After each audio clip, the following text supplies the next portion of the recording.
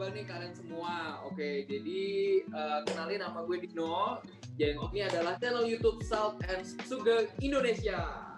Nah, Halo. jadi buat teman-teman sebelum itu, karena ini adalah video pertama kita mau jelasin sedikit nih, Salt and Sugar Indonesia tuh apa sih? Oke, saya akan dijelaskan oleh rekan kita, David. Boleh dijelasin, Fit, Salt and Sugar itu kira-kira kita mau apa? Halo, thank you Dino. Ya, jadi kalau misalkan teman-teman pernah dengar Salt and Sugar, kayaknya belum pernah dengar ya, ini baru pertama kali ya. Yang paling kalian pernah dengar kan mengenai garam sama gula. Jadi hopefully channel ini bisa memberikan rasa buat teman-teman. Karena bisa memberikan rasa karena di sini kita akan membagikan berbagai macam cerita atau informasi menarik dikupas dengan sudut pandang berbeda, informasi-informasi terbaru, kontroversial dan apapun juga yang pastinya bisa membuat teman-teman merasa wow gitu, merasa sensasi wow. Jadi silakan aja tonton dan juga share ke teman-teman kalian supaya mereka join dan juga menjadi generasi Indonesia yang cerdas, gak hanya generasi micin. Oke, itu aja Dino. Thank you. Oke, jadi Salt and Sugar Indonesia ini nggak hanya dibawakan oleh gue dan David, kita juga terdiri dari tim lain, ada Dela, ada Ayu dan Krisna gitu. Mungkin nanti lain kali kita akan bikin bareng ya berlima untuk semua tim kita. Oke, tanpa berlama-lama, hari ini kita kedatangan narasumber nih yang oke banget. Salah satu dari tim kita yaitu Dela. Halo Dela. Halo Dit, pagi. Ya, pagi. Wah, cerah banget ya Dela hari ini ya. Yoi dong. Oke, jadi di sini Dela sama David. Dela dan David adalah lulusan farmasi dari Institut Teknologi Bandung. Jadi mereka akan sangat fokus nih mengenai kesehatan ya, mengenai topik yang paling in ya, udah setahunan ini in dan juga sampai sekarang masih in juga ya, Dela sama David ya. Oke, apa itu? Kalian pasti udah bisa tebak. Kita akan membahas sedikit mengenai COVID dan juga vaksin nih yang lagi hot banget. Oke, paling langsung aja nih kita diskusinya nih. Jadi buat Dela dan David, kalau kalian bisa deskripsi nih, kondisi COVID-19 di Indonesia tuh kayak gimana sih gitu? Mungkin kayak orangnya gimana, peraturannya gimana, dan juga fasilitasnya seperti apa nih? Mungkin dari David bisa deskripsiin sekarang gimana nih? Kalau dari gue sebetulnya melihat pemerintah udah mengambil langkah yang baik ya, bagaimana sebetulnya rakyat ini ingin rakyat ini ingin tahu bagaimana kondisi yang ada saat ini di atas kayak gitu. Maksudnya dalam ranah pemerintahan bagaimana tindakannya. Menkes yang sebelumnya tidak bisa memberikan itu sehingga diganti Menkes baru, dan bersyukurnya saat ini banyak banget edukasi vokal dari pemerintah untuk masyarakat terkait penanganan COVID. Jadi kalau dari aku sendiri melihat dari kondisi pemerintah, kita berbicara Indonesia aja ya. Indonesia kita lihat bagaimana pemerintah sangat-sangat kooperatif, sangat gercep. Ada banyak negara yang belum mendapatkan vaksin by the way, yang belum dapat antrian kayak gitu. Indonesia ini udah dapat. Jadi kayak kadang orang masih keluh dan sebagainya. Indonesia tuh keren banget. Gue bilang gercep banget. Ibaratnya kalau mahasiswa ambis lah kayak gitu, nggak main-main kayak gitu. Terus habis itu Menkesnya juga sekarang vokal kayak gitu. Menkes kemarin mungkin kerja di belakang tapi nggak kelihatan. Sekarang mungkin walaupun bukan dari kesehatan ya Dela, kita juga kaget sebetulnya. Oh iya, Benar-benar. Dan dari ITB juga, cuman dari teknik apa gitu ya, jadi ya cuman gue ngerasa memang ini juga bagus karena menghindari arogansi dari keprofesian yang ada. Dia bukan dokter, bukan apoteker, bukan bidan, perawat, jadi dia nggak memihak ke salah satu profesi, tapi dia harus belajar dengan cepat, dan gue percaya ya selevel menteri harusnya bisa lah cepet kayak gitu. Cuman kalau dari orang-orang kebijakan ya still good sih. Cuman kendalanya memang antara provinsi satu dengan lainnya ya, mereka punya kebijakan masing-masing kayak gitu, dan itu kan otonomi mereka dan kita nggak bisa paksakan itu. Cuman yang sedih adalah ketika dia ngomong kebijakan ini jadi pisau kayak gitu, bermata dua, di mana satu sisi mungkin tajam di suatu daerah tapi nggak tajam di satu daerah lain, dan ini yang sangat disayangkan karena tidak ada controlling dari kebijakan yang ada. Tapi so far dari hal-hal yang dibahas kayaknya itu bakal keren sih, dan persiapan kegercepan dari pemerintah menurut gue nggak ada masalah. Cuman dari daerah aja yang belum bisa ya mengawasi dengan baik kayak gitu. So far ya orang-orang ya tahu sendiri orang Indonesia kayak gimana ya kayak gitu. Jadi ya Ya kita nggak usah ngomong banyak, ya let's see ya. Mungkin Dela tahu lah ya. Ya, dari Dela sendiri gimana nih pendapat Dela? Tentang COVID yang di Indo ya, nih menurut gue sendiri itu memang kayak kalau misalnya kita kan sekarang lagi perang nih ya ceritanya untuk melawan COVID ini, dan memang kalau misalnya untuk menanggulangi COVID ini memang kita nggak bisa sendiri, kayak kita pribadi individu nggak bisa sendiri, pemerintah nggak bisa sendiri, pemerintah butuh bantuan masyarakat juga, butuh bantuan support fasilitas kesehatan juga dan macam-macam lain sebagainya gitu. Memang tadi udah disebutin juga ya sama David, udah dibahas juga. Emang akan agak disayangkan karena kita memang sebenarnya agak terlambat nih penanggulangannya ya. Kayak pertama kali COVID ada di Indo tuh orang-orang pada nggak aware gitu kan, kayak bahkan dari sampai masyarakatnya sendiri pada apaan nih COVID gitu kan. Cuman memang sekarang kan udah agak udah membaik lah, kita udah pemerintah sendiri udah gercep tuh kata David, dan memang kita benar-benar rebutan vaksin sama negara-negara lain. Makanya mungkin ada kontroversi juga tuh sama vaksin. Kenapa kita dapatnya Sinovac, kenapa nggak Pfizer dan lain sebagainya? Padahal kita udah bagus banget, kita udah dapat vaksin dibanding negara-negara lain yang kurang beruntung gitu ya ceritanya. Nah, memang pemerintah sendiri sekarang sih udah agak tegas ya untuk penanggulangannya, dan kita harus bantu juga pemerintah untuk menurut sama kata-katanya pemerintah gitu, untuk jaga jarak, untuk pakai masker, untuk sering cuci tangan, itu banyak bantu banget untuk tenaga kesehatan juga gitu. Karena memang nakes kita kan udah ada yang gugur banyak banget ya, Din. Sayang betul, banget gitu.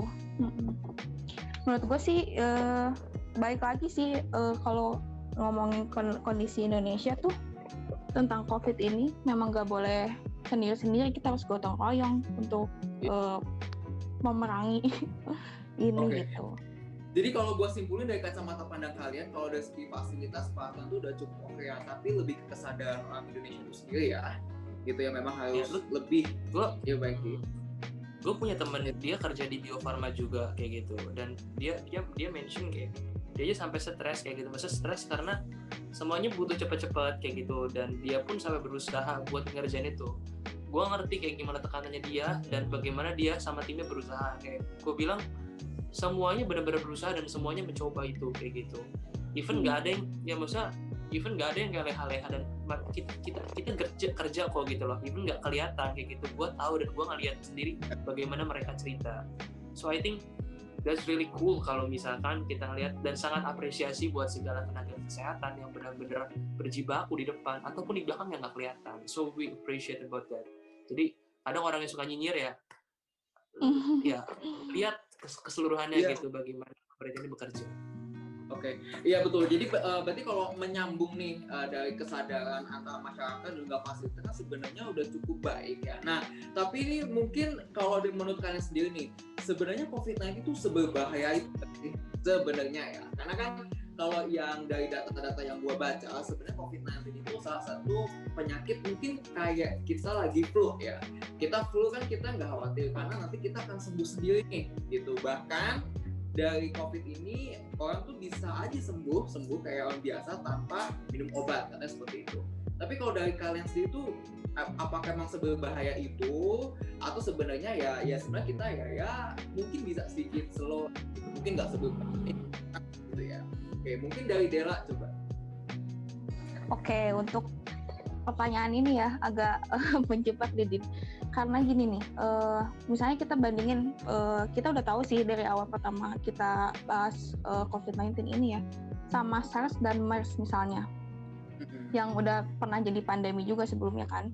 Memang angka kematiannya tuh nggak setinggi itu. Kalau MERS kan sampai 30-an%, SARS juga sampai 10-an%, kita cuma 3% nih.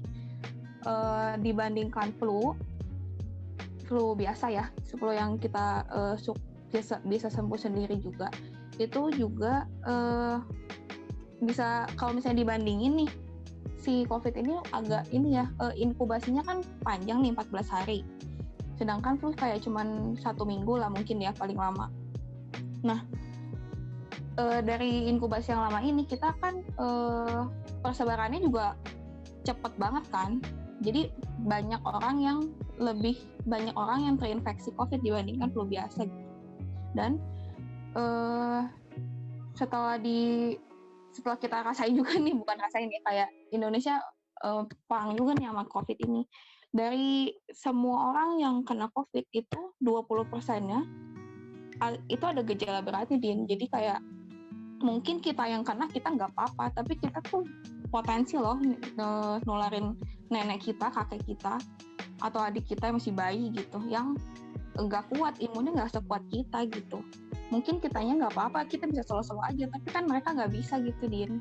Menurut gue gitu sih, kayak mungkin buat kita nggak bahaya, tapi kita bisa membahayakan orang lain gitu, yang imunnya nggak sekuat kita.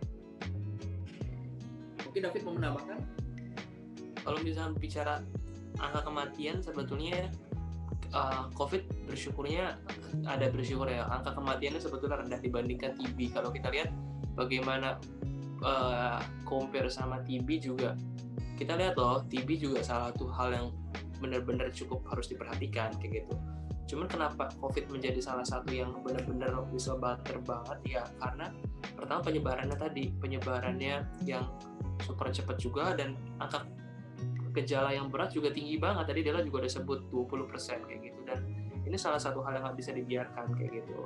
Dan ini agak gambling, karena apa yang perlu kamu selamatkan antara kamu milih ekonomi yang baik ya, dengan semuanya berjalan, atau kesehatan yang baik kayak gitu. Jadi gimana caranya bisa gas rem di antara dua ini dengan kebijakan yang ada. Memang menurutku ini hal yang challenging banget buat pemerintah, karena ini pun terjadinya kan even bukan setiap 100 tahun yang lalu, kayak semua sejarah berbicara, cuman kan dialami sama generasi baru yang belum mengenal sebelumnya, dan generasi di mana teknologi ada. Jadi memang ya hoax beredar di mana-mana, jadi memang ini agak susah gampang kayak gitu. Jadi ya gue bilang tetap ini suatu hal yang berbahaya, karena ini disebut pandemi ya kayak gitu, hal yang berbahaya dan hal yang perlu diwaspadai semuanya, even sama orang yang sudah terkena COVID ataupun yang belum pernah terkena COVID. Oke, thank you penjelasannya. Kalau menurut kalian sendiri, formula terbaik apa sih dalam melawan COVID-19 ini gitu? Tentang mungkin action kita atau mungkin suplemen yang harus kita konsumsi. Yang mungkin orang-orang tuh pada kebanyakan masih mengabaikan hal ini. Secara individu berarti ya? Gimana dia? Maksudnya secara individu kita harus apa gitu ya? Betul.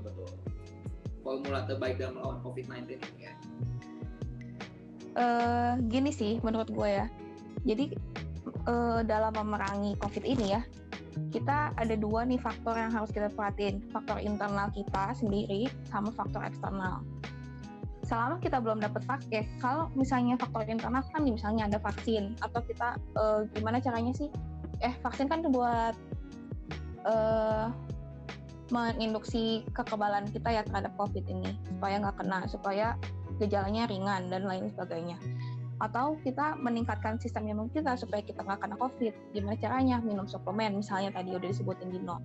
Atau banyak olahraga, pola makan teratur, banyak tidur cukup, dan lain sebagainya. Nah, selama kita belum dapat vaksin, mungkin dari faktor internal itu dulu sih yang bisa kita usahakan, kita bisa upayakan gitu ya. Dari kita ya sendiri, misalnya gue pribadi minum suplemen 2 hari sekali, sorry. Karena itu buat gue cukup sih. Karena untuk menjamin kalau kita kebutuhan vitamin dan mineral kita cukup gitu. Nah, faktor eksternalnya nih yang udah banyak banget orang pemerintah juga gaung-gaungkan dan edukasi kita semua. Yang 3M itu, Din, itu penting banget sih. Jaga jarak, pakai masker ya, sama cuci tangan itu menurut gue faktor eksternal yang memang harus kita jalankan gitu untuk menanggulangi COVID ini. Oke, thank you Dela. David, ada yang mau ditambahin David? Mungkin gue highlight soal ini aja sih, kayak hal-hal yang kadang orang udah lakukan preventif, kayak gimana tadi mengupayakan kesehatan dan sebagainya. Cuman yang jadi masalah adalah yang mau gue sampaikan ketika ada orang-orang yang mungkin menggunakan itu terlalu banyak kayak gitu. Kemarin gue juga pernah cerita ya, kayak kalian berdua, gue kena emah gara-gara gue minum vitamin C sebelum makan kayak gitu berkali-kali gitu. Dan ini cukup bahaya banget kayak gitu, mengkonsumsi vitamin C yang berlebihan, apalagi nggak sesuai dengan karena gue sebelum makan juga biasa aja kayak gitu, nggak ada masalah sama vitamin C ini kayak gitu. Cuman akhirnya kena.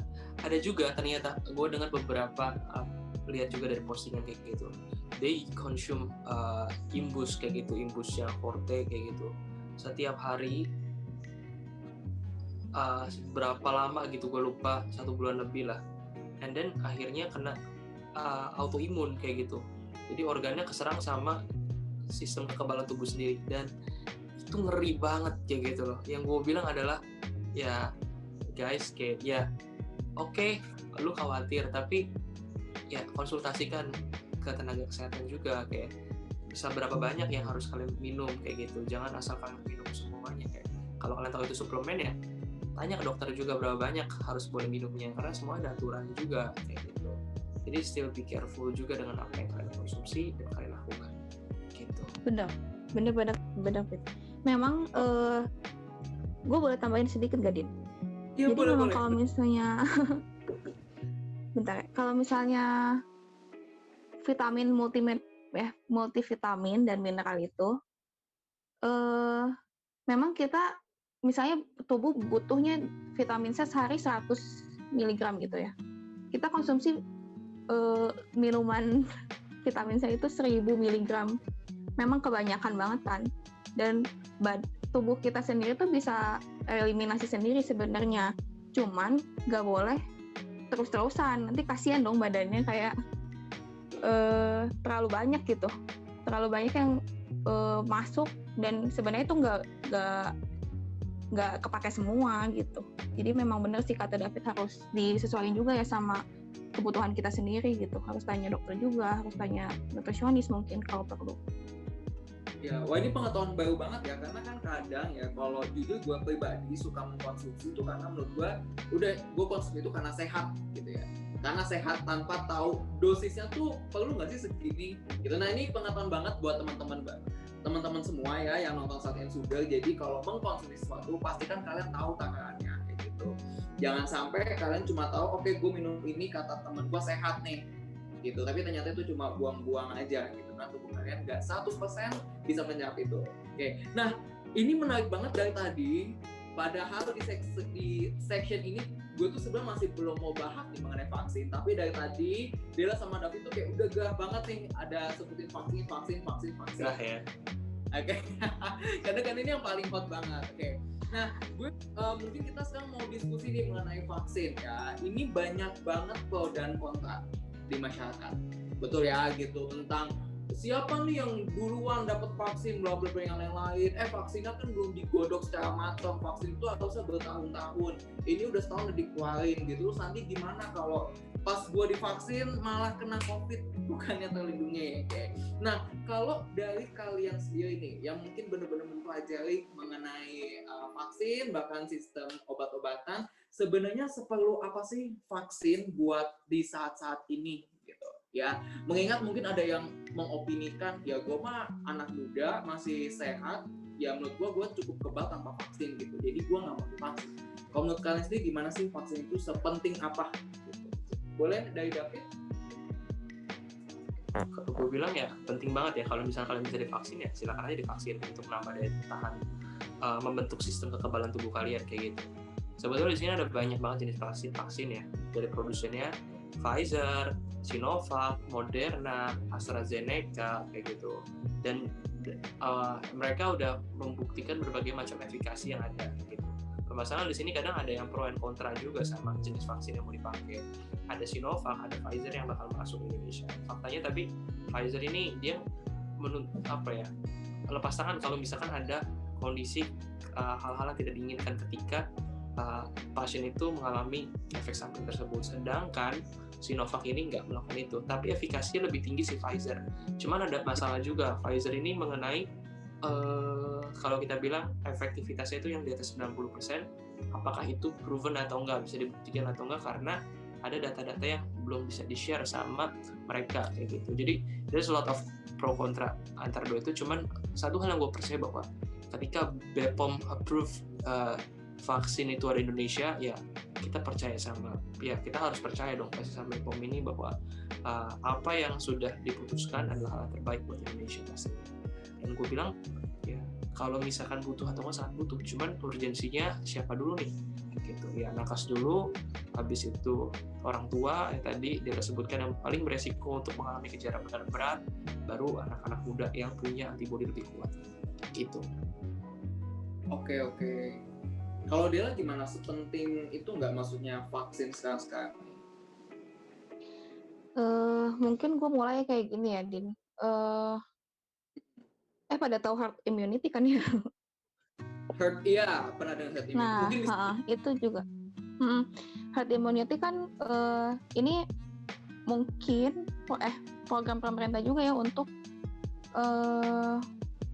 jadi herd immunity tercapai ketika 70% populasi, misalnya populasi Indonesia gitu, udah terinfeksi atau udah punya kekebalan terhadap COVID-19 ini.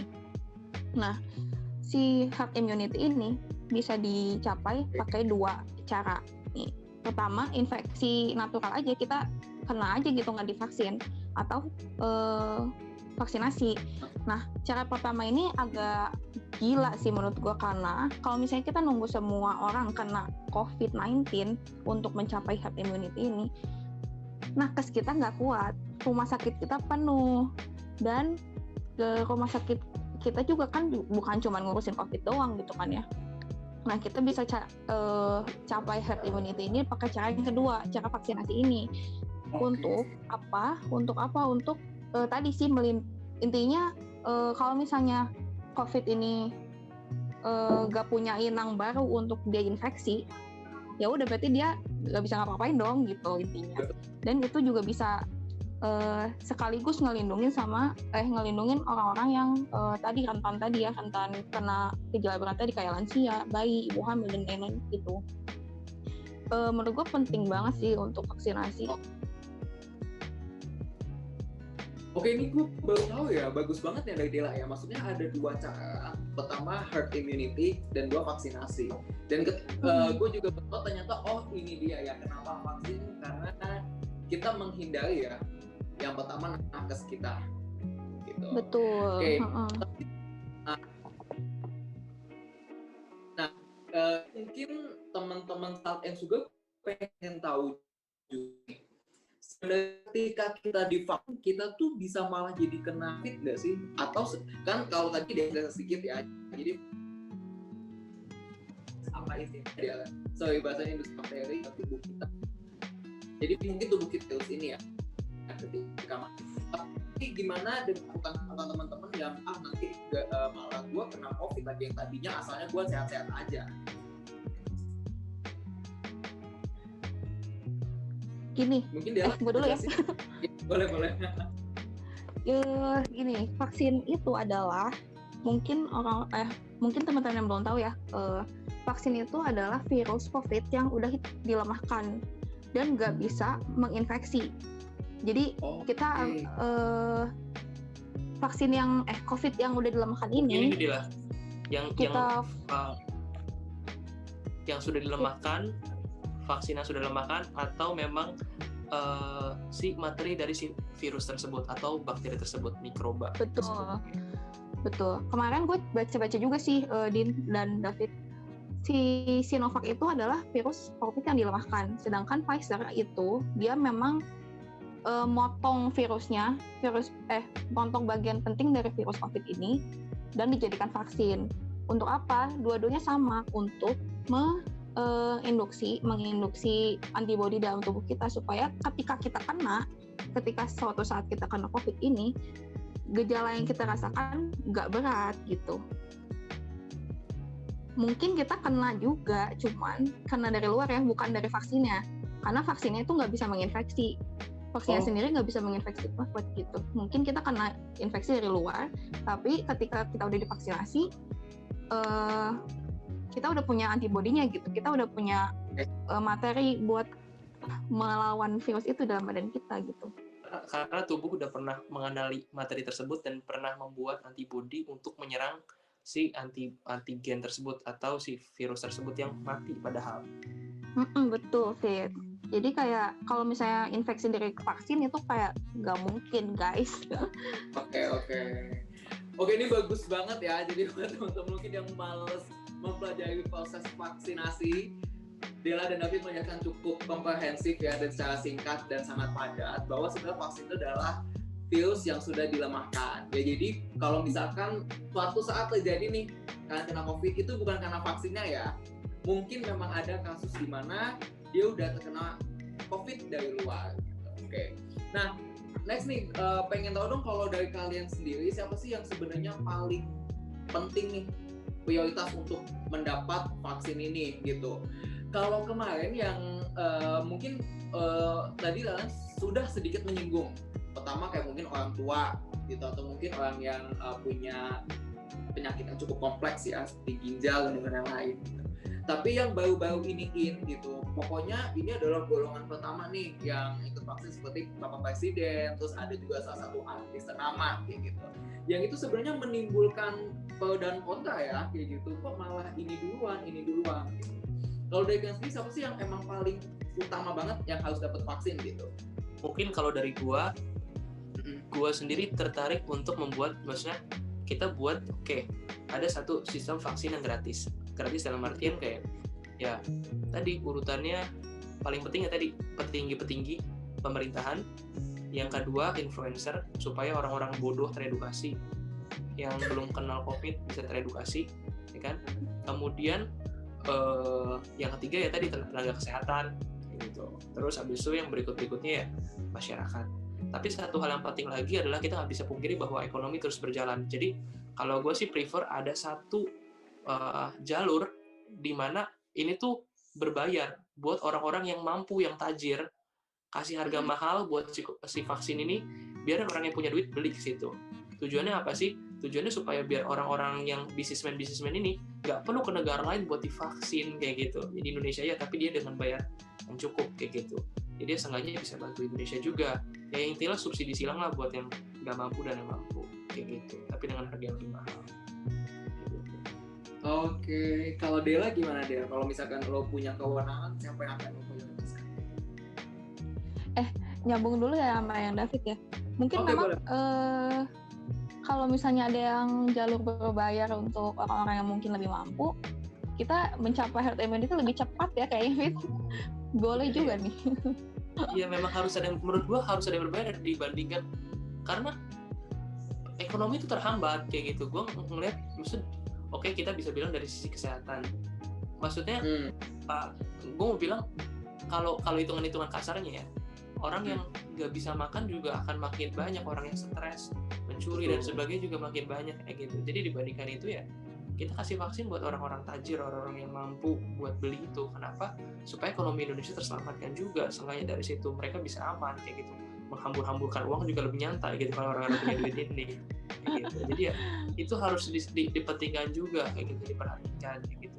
Jadi menurut gue buat 2 jalur aja. Mungkin jalur yang tajir ini terbatas ya nggak apa-apa, dikasih lelang atau apa terserah kayak gitu. Penting ada yang berbayar yang khusus buat orang-orang yang memang mampu mau beli itu gitu. Oke. Nyambung Dino ya tadi, Din. Ya. Siapa yang paling penting untuk dapat vaksin? Sebenarnya gue sendiri ya, gue sangat setuju sama program yang udah Menkes jalanin sih. Yang kan yang periode pertama itu kan buat nakes ya. Memang mereka terpapar paling banyak dan mereka adalah garda terdepan, orang-orang yang paling penting untuk memerangi COVID ini kan. Nah, yang kedua baru masyarakat umum nih, kayak umur 18 sampai 59 ya kalau nggak salah. Yang untuk bertujuan tadi sih menurut gue yang herd immunity tadi. Nah, nyambung juga sama yang tadi influencer ya, tadi udah sempat dibahas juga. Itu kan salah satu upaya pemerintah untuk edukasi masyarakat kan. dalam bentuk apapun sebenarnya gue sangat mendukung pemerintah untuk mengedukasi masyarakat supaya mau divaksin, entah itu pakai influencer atau jaminan mereka duluan nih yang divaksin, apapun itu sebenarnya gue sangat mendukung. Nah cuman berkaca sama influencer yang pertama kali divaksin itu dan huru-haranya itu sebenarnya yang penting kita highlight juga adalah kita bisa menjamin kalau influencer itu memang dampaknya positif gitu untuk masyarakat sendiri ya. Nah, udah gitu menurut gue yang paling maksudnya ini masukan mungkin ya. Mungkin yang dekat sama masyarakat kan mungkin Pak RT ya, Pak RW, mantri misalnya yang di desa-desa gitu ya. Itu juga mungkin bisa jadi influencer yang mereka gitu.